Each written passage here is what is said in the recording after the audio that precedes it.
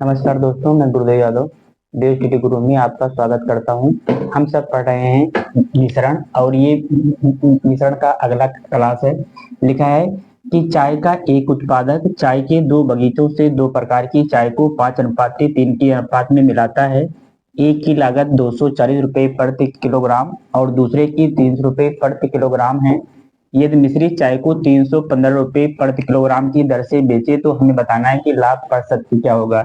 ये ये पहली प्रकार की चाय है और ये दूसरी प्रकार की चाय। जो पहली वाली चाय है उसको 240 रुपये प्रति किलो के हिसाब से खरीदा और दूसरी वाली जो चाय है उसको 300 रुपये प्रति किलोग्राम।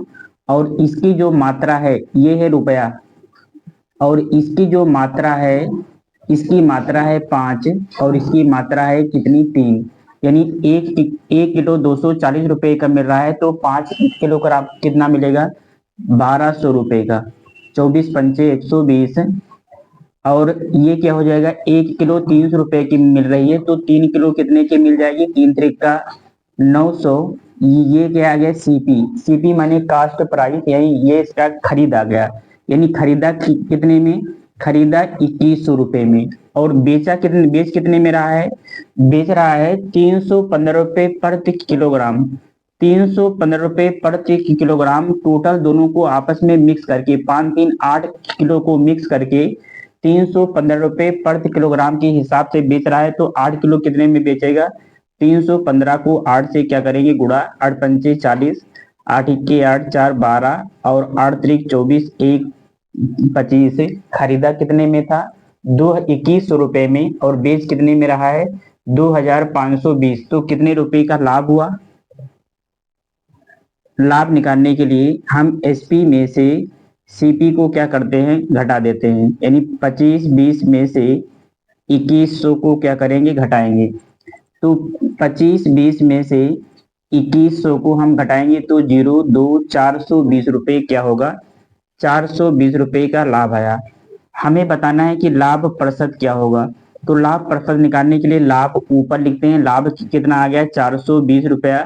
कुल कितने रुपए पर, 2100 रुपये पर।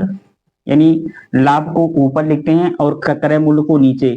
तो हमें चाहिए 100% का मान। ये जीरो से ये जीरो कट जाएगा, ये जीरो से ये, 21 इक्के 21 दूना 42 और 10 दूना क्या हो जाएगा, 20% का क्या होगा, लाभ। अगला प्रश्न है, एक प्रकार की मिश्र धातु में सीसा का टिन का जो अनुपात है वो क्या है, 5:6। उस अनुपात को 1:1 करने के लिए इस मिश्र धातु में 12.1 किलोग्राम में कितना सीसा मिलाना चाहिए। यानी सीसा कितना दिया है, सीसा और टिन। सीसा दिया है 5 और टिन कितना दिया गया, 6। इसको क्या करना है, हमें 1:1 करने के लिए लिखा है कितना सीसा मिलाना चाहिए। अगर सीसा मिलाया जा रहा है तो जो टिन की मात्रा होती है वो क्या होनी चाहिए, बराबर। यानी सीसा जब अगर मिलाएंगे तो टिन को हमें क्या करना होगा, बराबर, क्योंकि टिन हमने मिलाया नहीं। तो यहाँ टिन 6 है और यहाँ टिन कितना दिया गया है, 1। इस टिन को बराबर करने के लिए यहाँ 6 है, यहाँ 6 लाने के लिए 6 से ऊपर नीचे, इसमें 6 में दोनों तरफ क्या कर देंगे, गुणा। यानी जब गुणा होगा तो एक में नहीं होगा, दोनों में होगा। यानी टिन अब क्या हो गया, बराबर। पहले सीसा 5 था, अब सीसा कितना हो गया, 6। यानी इतनी इसका मान दिया है, इसका मान दिया है 12.1 किलोग्राम। तो 5 और 6 कितना हो जाएगा, 11। और 11 यूनिट का मान दिया है, 12.1 किलोग्राम दिया है। इसको भाग करेंगे तो 1 यूनिट का मान 1.1 किलोग्राम आ जाएगा। लिखा है कितना सीसा मिलाना चाहिए, पहले सीसा 5 था, अब सीसा कितना हो गया, 6। कितना यूनिट मिलाया गया, 1। और 1 यूनिट का मान कितना आ गया, 1.1 केजी। इसका मतलब कि अगर उसमें 1.1 केजी सीसा मिला देंगे तो उसका अनुपात 1:1 क्या हो जाएगा, 1। अगला प्रश्न है, एक मिश्र धातु में तांबा जस्ता तथा निकिल का जो अनुपात है वो 5:3 कितना दिया गया है, 2। यानी ये तांबा है, तांबा जस्ता और निकिल, इसका जो मान दिया है, अनुपात दिया गया है 5:3:2 लिखा है कि इस और इतने पूरे का मान दिया है 100 kg लिखा है। इस मिश्र धातु को 5:3 करने के लिए कितने किलोग्राम निकेल और ज्यादा मिलाना चाहिए। ये तांबा जस्ता तो बराबर है, ये निकेल कितना मिलाया गया है, पहले निकेल 2 किलोग्राम था, अब निकेल कितना हो गया 1, तो कितना यूनिट मिलाया गया है 1, और 5 3 8 8 2 10 और 10 यूनिट का मान कितना दिया गया है, 10 यूनिट का मान दिया गया है 100 किलोग्राम दिया है। तो 1 यूनिट का मान निकालेंगे तो 10 धाम 100, 1 यूनिट का मान आ गया 10 किलोग्राम। हमसे पूछा जा रहा है कितना किलोग्राम और ज्यादा मिलाना चाहिए, तो निकेल कितना मिलाया गया 1 और 1 यूनिट का मान कितना आ गया 10। इसका मतलब कि अगर 10 किलोग्राम निकेल और मिला देंगे तो अनुपात 5:3 क्या हो जाएगा 3। अगला प्रश्न है 25 लीटर के मिश्रण में दूध और पानी का जो अनुपात है वो 4:1। उस मिश्रण में 3 लीटर अतिरिक्त पानी मिलाया जाता है, तो दूध और पानी का जो नए मिश्रण में क्या बताना है हमें अनुपात, यानी ये मिल्क दिया है और ये वाटर, इसमें जो रेशियो दिया है 4:1 दिया है और इसका मान जो दिया है वो दिया है 25 लीटर, यानी 4:1 5 यूनिट का मान दिया है 25 लीटर, तो 1 यूनिट का मान कितना हो जाएगा, 1 यूनिट का मान हो जाएगा 5 लीटर। तो 4 यूनिट का मान कितना हो जाएगा, इसमें 5 से गुणा कर देंगे तो 5 चौक 20, इसमें भी 5 से गुणा कर देंगे तो 5 के 5 लिखा है कि इस मिश्रण में 3 लीटर अतिरिक्त पानी मिला दिया जाता है, यानी दूध को ऐसे रहने देंगे, इसमें 3 लीटर पानी और मिला देंगे। तब पूछा जा रहा है कि दूध और पानी का जो रेशियो होगा वो कितना होगा, तो 4×5 = 20 और 4 दूनी क्या हो जाएगा 8, 5:1 क्या हो जाएगा 2, ये क्या होगा हमारा आंसर। अगला प्रश्न है 15 लीटर मिश्रण में 1:4 के अनुपात में अम्ल और पानी है। यदि इस मिश्रण में 3 लीटर पानी और मिलाया जाता है तो नए मिश्रण में जल हमें बताना है कि अम्ल का प्रतिशत क्या होगा, यानी ये अम्ल है और ये पानी, अम्ल और पानी का जो रेशियो दिया है वो 1:4 क्या दिया गया 4 और इतने पूरे का मान दिया है 15 लीटर, यानी 4:1 5 यूनिट का मान कितना दिया है 5 यूनिट का मान दिया है 15 लीटर, तो 1 यूनिट का मान कितना होगा 3। अगर 1 यूनिट का मान 3 है तो इसमें हम 3 से क्या करेंगे गुणा, तो ये क्या हो जाएगा 3, और 4 यूनिट का मान कितना होगा, इसमें भी 3 से गुणा करेंगे तो 4 3 12। आगे लिखा है इस मिश्रण में 3 लीटर पानी और मिलाया जाता है। अभी तक पानी कितना है 12 लीटर, इसमें अगर 3 लीटर और मिला देंगे तो अम्ल तो 3 ही रहेगा, लेकिन ये कितना हो जाएगा 15।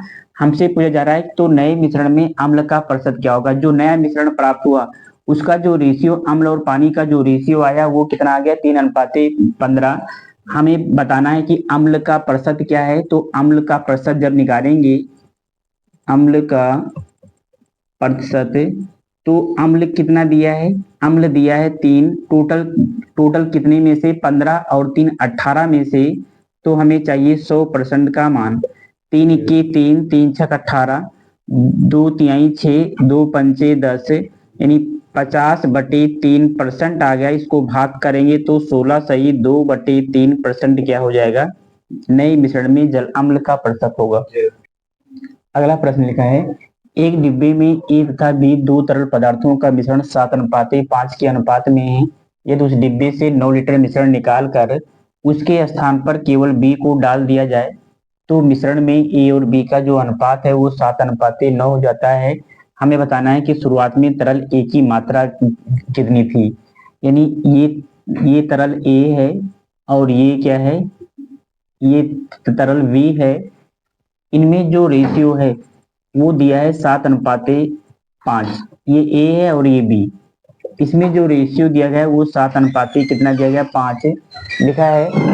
यदि उस डिब्बे से 9 लीटर मिश्रण निकालकर उसके स्थान पर बी को डाल दिया जाए तो मिश्रण में ए और बी का जो रेशियो है वो 7:5 क्या हो जाता है 9। इसको जोड़ेंगे तो 7 5 12 यूनिट है, यानी मिश्रण निकालने से रेशियो में कोई फर्क नहीं पड़ता है, तो इसको हम इसकी क्षमता बराबर करेंगे 7 5 12 और 9 7 क्या हो जाएगा 16। ऐसी कोई संख्या ढूंढो जो इन दोनों को क्या कर दे बराबर, तो 12 चौक 48 और 16 तिया 48, यानी इसमें हम इसमें हम 4 से गुणा कर दें और इसमें 3 से गुणा कर देंगे तो 12 चौक 48, 16 3 48, ये दोनों क्या हो जाएंगे बराबर। आगे लिखा है कि 9 लीटर मिश्रण निकालकर, यानी जो पहला वाला डिब्बा है उसमें से 9 लीटर मिश्रण निकाल कर इसमें कितना मिश्रण निकाला गया, 7 चौक 28 और 7 त्रिक 21, यानी शुरुआती में 28 लीटर था, अब 21 लीटर है, तो कितना यूनिट निकाला गया है, 7 यूनिट, और 7 यूनिट का मान दिया है 9 लीटर। तो हमें निकालना है, तो हमें निकालना है 28 का, यानी इसका मान निकालेंगे। तो 28 का मान निकालेंगे तो 9/7 गुणे क्या हो जाएगा, हमें सिर्फ एक ही मात्रा निकालनी है, और एक ही मात्रा शुरुआती में कितना दी गई है, 28 लीटर। तो 7 यूनिट का मान 9 लीटर दिया है, तो 28 यूनिट का मान हो जाएगा 9/7 गुणे 28 लीटर, 7 इक्के 7 चौक 28, 9 चौक 36 लीटर। इसका मतलब कि शुरुआती में जो पूरा मिश्रण था वो कितना था, 36, लेकिन हमें निकालना है ए अनुपाते 7:5 में, तो प्रारंभ में या शुरुआती में ए की मात्रा, ए की मात्रा जब निकालेंगे तो टोटल मात्रा कितनी आ गई, 36, और इस 36 का हमें सिर्फ 7वां हिस्सा निकालना है, सिर्फ ए का मान ए का मात्रा निकालना है। तो ए की मात्रा कितना दी गई है, शुरुआती में 7, और टोटल कितने में से, 7 5 12, 12 इक्के 12 3 36, 7 21 लीटर क्या है शुरुआत, ये 21 लीटर, 21 लीटर शुरुआत में तरल ए की क्या होगी, मात्रा। अगला प्रश्न है, एक मिश्र धातु में जिंक, कॉपर तथा एल्युमिनियम के भार का अनुपात 2:3:7 के अनुपात में है। 48 किलोग्राम भार के मिश्र धातु में जिंक और एल्युमिनियम के भारों का हमें क्या निकालना है, अंतर। ये जिंक है, ये जिंक है, ये कॉपर है, और ये एल्युमिनियम।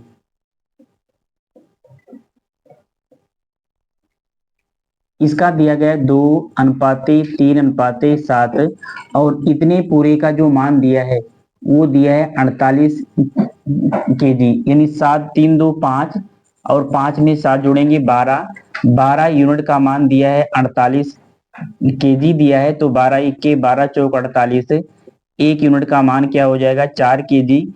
हमसे पूछा जा रहा था कि जिंक और एल्युमिनियम के भारों का अंतर, तो ये जिंक है और ये एल्युमिनियम है।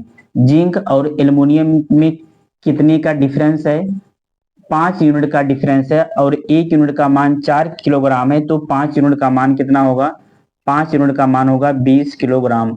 इसका मतलब कि जिंक और एल्युमिनियम के भार का जो अंतर आएगा वो 20 किलोग्राम होगा। अगला प्रश्न है, 40 लीटर मिश्रण में दूध और जल का अनुपात 5:3 है। 8 लीटर मिश्रण निकालकर उसकी जगह जल डाल दिया जाता है, तब प्रणामी मिश्रण में दूध और जल का हमें बताना है अनुपात।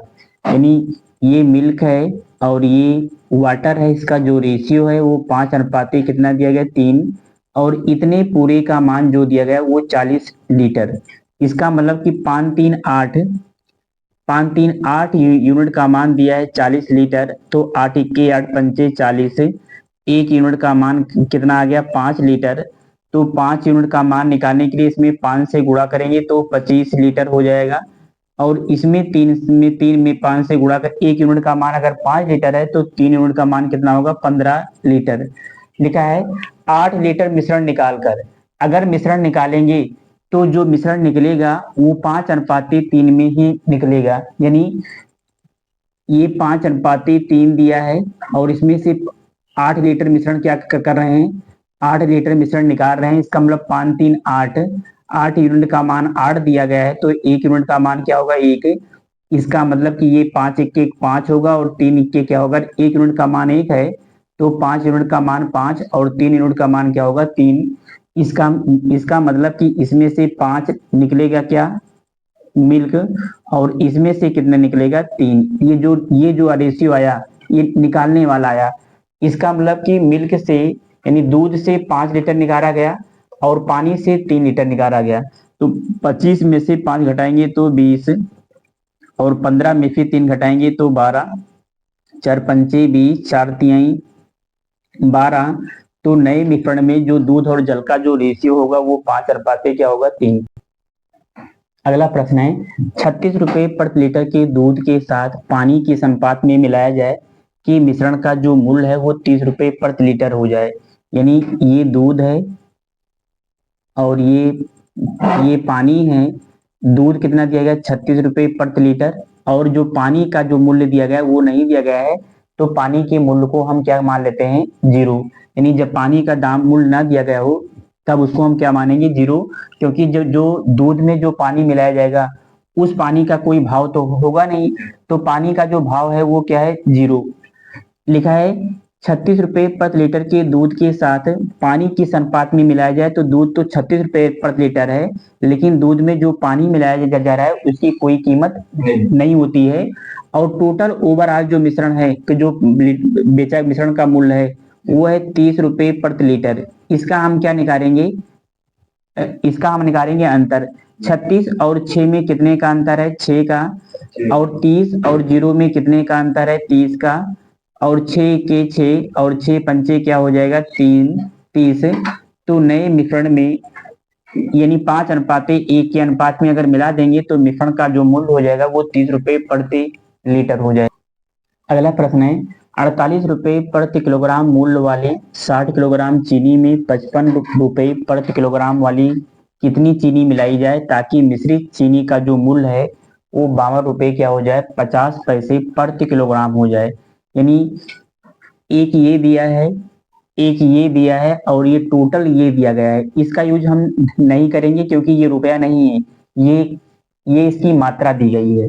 यानी 48 रुपए प्रति केजी पहली वाली है, दूसरी वाली 55 रुपए प्रति किलोग्राम है और टोटल जो दिया गया है वो 52 रुपए 50 पैसे दिया गया है। सबसे पहले इसका हम क्या निकालेंगे, अंतर। 52 रुपए 50 पैसे और 48 में कितने का अंतर है, 4 रुपए 50 पैसा। 55 और 52 में कितने का अंतर है, यानी 55 और 52 को हम अगर अंतर निकालेंगे तब कितना अंतर आएगा, 5 और 2 यानी 2.5 का अंतर आएगा। एक अंक के बाद दशमलव इसमें है, एक अंक के बाद दशमलव है, इसको काट देंगे। और 55 25 और 5 नवा क्या हो जाएगा, 45। ये इतना किलोग्राम आ गया और ये इतना किलोग्राम। लेकिन लिखा है कि पहली वाली जो चीनी थी वो तो 60 किलोग्राम थी, यानी 5 यूनिट का मान कितना दिया गया, 60 किलोग्राम दिया है। तो ये इसका कितना गुना हुआ है, 12 गुना हुआ है। तो इसको हम क्या करेंगे, 9 का भी 12 गुना कर देंगे तो 12 नवैया क्या हो जाएगा, 108 किलोग्राम। हमसे पूछा जा रहा था कि तो 55 रुपए प्रति किलोग्राम वाली कितनी चीनी मिलाई जाए, तो 108 किलोग्राम चीनी क्या करी जाए, मिलाया जाए, तो मिश्रित चीनी का जो मूल्य है वो 52 रुपए 50 पैसे हो जाए। अगला प्रश्न है पानी के साथ स्पिरिट को किस अनुपात में मिलाया जाए कि मिश्रण को लागत मूल्य पर बेचने पर 16 सही 2/3% का क्या हो, लाभ। इसका मतलब क्या है, जैसे हम कहते हैं कि 25% का लाभ अगर हम लिख दें तो 25% का मतलब 25/100, 25 सिक्के 25 चौका 100। इसका मतलब कि ये मूल था, यानी 4 रुपए पर 1 रुपए का लाभ हुआ है। यानी 4 रुपए पर 1 रुपए का क्या हुआ है, लाभ। ऐसे ये लिखा है कि 16 सही 2/3%, 16 सही 2/3%, 16 3 48 और 2 कितना हो जाएगा, 50/3। इस परसेंट को हटाएंगे तो नीचे क्या हो जाएगा, 100। 50 सिक्के 50 दूना 100, 1/, क्या आ गया, 6। ये जो 1/6 आया इसका इसका मतलब ये स्प्रिट का मूल्य है, ये स्प्रिट का मूल्य है। और इसमें मिलाया क्या गया है, पानी। और तो लाभ यानी इसका मतलब कि ये 6 रुपए पर 1 रुपए का लाभ हुआ है। और जो लाभ हुआ है कि ये लाभ आया कहाँ से, ये लाभ आया पानी मिलाने से। इसका मतलब कि जो ये लाभ आया ये लाभ पानी मिलाने से आया। हमसे पूछा जा रहा है कि पानी के साथ स्पिरिट को किस अनुपात में मिलाया जाए, तो ये पानी है और ये है स्पिरिट। ये जो लाभ आया एक, ये लाभ पानी के मिलाने की वजह से आया। इसका मतलब पानी का जो रेशियो है वो 1 है और स्पिरिट का जो रेशियो होगा वो क्या होगा, 6। अगला लिखा है स्प्रिट के साथ पानी किस अनुपात में मिलाया जाए कि मिश्रण को लागत मूल्य पर बेचने पर 20% का लाभ हो। यानी लाभ किसके कारण हो रहा है, पानी को मिलाने की वजह से। तो ये 20% दिया गया है, 20% का मतलब 20/100 लिखेंगे, और 20/100 का मतलब 1/5, और ये जो आया, ये आया हमारा सीपी। सीपी माने कास्ट प्राइस यानी क्रय मूल्य। तो जब खरीदे होंगे तो सिर्फ स्प्रिट का पैसा दिए होंगे, पानी का पैसा तो दिया नहीं होंगे। जैसे जब हम दूध खरीदेंगे, दूध में भले ही पानी मिला दिया जाए, लेकिन हम पैसा तो सिर्फ दूध का देंगे, पानी का तो पैसा देंगे नहीं। तो ये जो 5 रुपए जो आया, ये कास्ट प्राइस आया यानी क्रय मूल्य आया, और ये जो 1 रुपया आया, ये क्या आ गया, प्रॉफिट। प्रॉफिट माने लाभ। यानी इसका मतलब कि ये जो लाभ आया, ये पानी मिलाने की वजह से एक लाभ आया है। और ये जो कास्ट प्राइस आया है, जब स्प्रिट के साथ पानी मिलाएंगे तो स्प्रिट का दाम तो हमें देना पड़ेगा, यानी हम जो जेब से पैसा लगाएंगे वो स्प्रिट का पैसा लगाएंगे, पानी का तो पैसा लगाएंगे नहीं। तो हमसे पूछा जा रहा है कि स्प्रिट स्प्रिट और जल का रेशियो क्या होगा, माने स्प्रिट और पानी का रेशियो क्या होगा। तो यानी जो कास्ट प्राइस होगा वो स्प्रिट का होगा, और जो लाभ होगा वो क्या होगा, वो पानी का होगा। क्यों? क्योंकि ये जो 1 रुपए का जो लाभ आया है, ये पानी मिलाने की वजह से आया है। यानी जो पैसा हमारे जेब से खर्च हुआ वो 5 रुपए, तो ये तो स्प्रिट का मूल्य हो जाएगा। और ये जो 1 रुपए का लाभ हुआ है, ये 1 रुपए का लाभ पानी मिलाने की वजह से हुआ है, इसलिए पानी का जो रेशियो होगा वो 1 है। तो स्प्रिट और पानी का जो रेशियो होगा वो 5 अनुपात क्या होगा, 1 होगा। अगला प्रश्न है, दो टंकियों ए तथा बी में पानी का जो अनुपात है वो 6 अनुपात क्या है, 5। यानी ये टंकी ए है और ये टंकी बी, इसमें जो ये 6 दिया गया है और ये कितना दिया गया, 5। यानी रेशियो का मतलब भाग होता है। लिखा है कि टंकी ए में पानी की मात्रा में 30% की वृद्धि की जाती है, इसमें 30% की वृद्धि करेंगे तो कितना हो जाएगा, 130।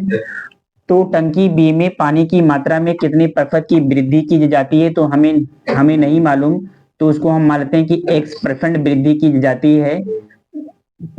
प्रतिशत वृद्धि की जानी चाहिए कि दोनों टंकियों में पानी की जो मात्रा है वो क्या हो जाए, समान। समान का मतलब ये 1 अनुपात क्या हो जाए, 1 हो जाए। 1 अनुपात 1 का मतलब तभी समान होगा। या हम 2/2 लिखेंगे तभी तो 2 कट के 1 आ जाएगा। ये परसेंट से ये परसेंट क्या हो जाएगा, कट जाएगा। 5 से भाग करेंगे तो 5 दूनी 10, 3 13, 5 6 30, यानी ये कितना आ जाएगा, 36, और 6 दूनी 12, 12 3 कितना हो जाएगा, 15, 156 बराबर क्या हो जाएगा, x। इसका मतलब कि x का जो मान आ जाएगा आया वो 156%। यानी अगर टंकी बी में पानी की मात्रा 156% क्या कर दें, ये 156% आया, लेकिन ये 156% तो टोटल 100 में से आया, तो कितना वृद्धि की जानी चाहिए, 100 से 156 हुआ तो कितना वृद्धि की, वृद्धि कितना हुआ, वृद्धि हुआ 56% की, क्योंकि 100 रुपए में 156 रुपया हुआ है, इसका मतलब कि 56% की क्या हुई है, वृद्धि। तो ये हमारा क्या होगा, आंसर। अगला प्रश्न है, एक बर्तन में दूध और पानी का 32 लीटर मिश्रण है, जिसमें दूध और पानी का जो रेशियो है वो 2:3 है। जब बर्तन में से 12 लीटर घोल निकाल लिया जाता है, कितना घोल निकाला जा रहा है, 12 लीटर, तो बर्तन में 7.5 लीटर जल मिला दिया जाता है, तो प्राप्त घोल में अम्ल और जल का क्या बताना है, हमें अनुपात बताना है। पहले इस प्रश्न को ना देखो, जैसे मान ले रहे हैं कि ये 200 लीटर की कोई टंकी है, या 200 लीटर का कोई घोल है, कितना दिया गया है, या 100 ml का मान लेते हैं, मान ले रहे हैं कि ये 100 ml का क्या दिया गया है, कोई घोल, और इसमें दूध और पानी का जो रेशियो है वो कितना है, 15 अनुपात कितना दिया गया है, 5। 15 अनुपात कितना दिया गया है, या 3 अनुपात हम मान लेते हैं, 3:1 यहाँ पे समझ में। और इसमें से अगर हम 20 लीटर घोल निकाल लें, 20 ml घोल हम इसमें से क्या कर दें, निकाल दें, तो जो बच जाएगा वो कितना हो जाएगा, वो 80 ml होगा। यानी 3 1 4, 4 यूनिट का मान कितना दिया गया है? 4 यूनिट का मान दिया है 100, तो 1 यूनिट का मान कितना होगा? 25, तो 3 यूनिट का मान कितना होगा? 3 यूनिट का मान 75 होगा, और 1 यूनिट का मान कितना हो जाएगा? 25। अब ध्यान सुनना, अगर 20 ml निकालेंगे तो ये जो 20 ml जो घोल निकलेगा ये 3:1 के रेशियो में ही निकलेगा। यानी हमारा कहने का मतलब कि जो शुरुआती में जो घोल था 3:1 का, अगर उसमें से पूरा घोल निकालेंगे तो जो घोल निकलेगा वो 3:1 में ही निकलेगा। अब ध्यान सुनो, इसका मतलब कि ये जो 20 ml का जो घोल निकालेंगे ये 3:1 में निकलेगा, और 3 1 क्या हो जाएगा? 4 यूनिट का मान कितना दिया गया है? 20 है, और 4 1 4 5 20, तो इसका मान कितना हो जाएगा?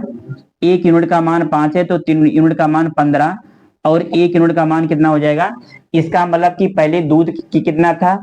75 लीटर था, 15 लीटर दूध क्या हुआ है? निकला है। तो कितना दूध अभी है? 65 नहीं, 60। और पानी कितना था शुरुआती में? 25 लीटर, और 5 लीटर पानी निकाल लिए तो पानी कितना बच जाएगा? 20 इक्के 20, 20 तिहाई 60। पहले रेशियो कितना था? 3:1, और अब रेशियो कितना आ गया? तो मिश्रण में से मिश्रण निकालने पर रेशियो में कोई परिवर्तन नहीं आता है। इसका इसका इसका मतलब ये हो गया कि मिश्रण में से, ये मिश्रण है, अगर 100 ml के घोल में से 20 ml का घोल निकाल देंगे तो उसके रेशियो में कोई परिवर्तन नहीं आएगा। अब पेपर में चालाकी से प्रश्न देगा कि दूध और पानी का रेशियो 3:5 है, अगर इसमें से 20 लीटर घोल निकाल दिया जाए तब पानी का रेशियो, दूध और पानी का रेशियो कितना होगा? तो जो रेशियो पहले था वही रेशियो अब भी होगा, उसका उत्तर सेम ही आएगा। यानी अगर दूध और पानी का रेशियो 7:9 है, और हम आपसे कह दें कि 30 लीटर घोल निकाल दिया गया है, तो अब दूध और पानी का रेशियो कितना होगा? तो आप कहोगे 7:9 ही होगा। यानी घोल निकालने पर रेशियो में कोई फर्क नहीं पड़ता। अब ध्यान सुनना, एक बर्तन में दूध और पानी का 32 लीटर क्या है? मिश्रण है। ये मिल्क है, और ये क्या है? पानी, और इसका जो रेशियो दिया गया है वो 3 दिया गया है, 2:3 दिया गया है, और इसका मान दिया गया है 32 लीटर। कितना दिया गया है? जिसमें से दूध और पानी का अनुपात ना, जब बर्तन में से 12 लीटर घोल निकाल दिया जाएगा, अगर इसमें से 12 लीटर घोल अगर हम निकालेंगे तो घोल कितना हो जाएगा? घोल कितना बच जाएगा? 20 लीटर। और लेकिन रेशियो में कोई परिवर्तन नहीं होगा। यानी जो शुरुआती में जो रेशियो होगा वो वर्तमान में भी वही रेशियो होगा। ठीक है, सुनना, जब बर्तन में से 12 लीटर घोल निकाल दिया जाता है, शुरुआती में घोल कितना था? 32 लीटर। अगर 32 लीटर में से 12 लीटर घोल निकाल देंगे तो घोल कितना बच जाएगा? 20 लीटर। घोल में परिवर्तन तो आया, लेकिन रेशियो में कोई परिवर्तन नहीं आएगा। आगे लिखा है, इसका मतलब कि 3 2 5, 5 यूनिट का मान कितना दिया गया है?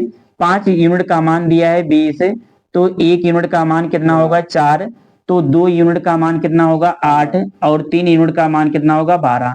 अब कह रहा है कि बर्तन में 7.5 लीटर जल मिला दिया जाए। यानी दूध को ऐसे रहने दीजिए, इसमें 7.5 क्या मिला दीजिए? जल। तब इसका रेशियो कितना होगा? तो दूध तो 8 ही रहेगा, और ये कितना हो जाएगा? 12 7 क्या हो जाएगा? 19.5। इस दशमलव को हटाएंगे तो 1 0 बढ़ जाएगा। 5 सोलहवां क्या हो जाएगा? 80, और 5 3 15, 4 19, 5 9 क्या हो जाएगा? 45 है। यानी तो प्राप्त घोल में अम्ल और जल का जो रेशियो होगा वो 16 क्या होगा? 39। यही हमारा क्या होगा? आंसर। एक बर्तन में द्रव भरा है जिसमें 3 भाग की क्या दिया गया? पानी। ये पानी है, और ये दिया है सिरा। पानी जो दिया गया वो 3 भाग दिया है, और जो सिरा है वो कितना दिया गया? 5 भाग। इसमें से कितने मिश्रण को निकाल कर उसके स्थान पर उतना ही पानी मिला दिया जाए। यानी पानी मिलाया जा रहा है तो सिरा क्या होना चाहिए? बराबर। कि शेष दरों में आधा पानी और आधा सिरा हो जाए, तो आधा पानी आधा सिरा का मतलब 1/2, 1/2 का मतलब 1:1। ये 1:1 क्या हो गया? 1। इसको जोड़ेंगे तो 5 3 8, और इसको जोड़ेंगे तो 1 क्या हो जाएगा? 2। और दोनों की क्षमता को क्या करेंगे हम? बराबर। यानी इसकी क्षमता 8 है, इसकी क्षमता 2 है, इसकी 8 लाने के लिए हमें 4 से क्या करना पड़ेगा? 4 से हम क्या कर देंगे? गुणा। अब ध्यान सुनना, यानी इसका मतलब कि जो पहले जो सिरा था वो 5 था और अब सिरा कितना हो गया 4, तो कितना यूनिट निकाला गया है, 1 यूनिट निकाला गया है कुल कितने में से 5 में से, यानी पहले 5 था अब 4 हो गया, तो इसका मतलब 1 यूनिट निकाले हैं। ये जो 1 यूनिट निकाला गया है ये किसमें में से निकाले हैं, इस 5 वाले में से, तो इसका मान क्या क्या हो जाएगा, यानी 1 यूनिट निकाले हैं टोटल 5 में से।